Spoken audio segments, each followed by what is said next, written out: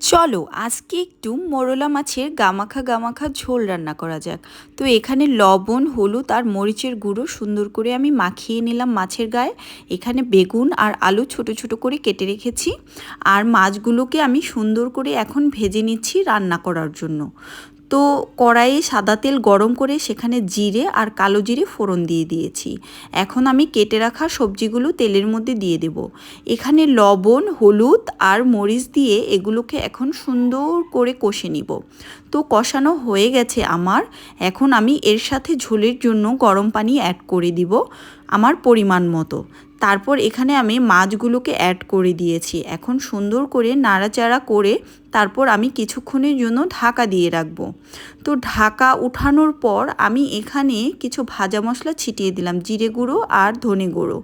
তো তারপর নেড়ে চেড়ে মশলাগুলোকে ভালোভাবে মিশিয়ে আবার 5 মিনিটের জন্য আমি ঢাকা দিয়ে রাখবো। তো এখন প্রায় হয়ে এসেছে মাখা মাখা ঝোল। তো আমি এখন নেড়ে চেড়ে নামিয়ে নিব। এই তো দেখুন, দেখতে কত লোভনীয় হয়েছে বন্ধুরা।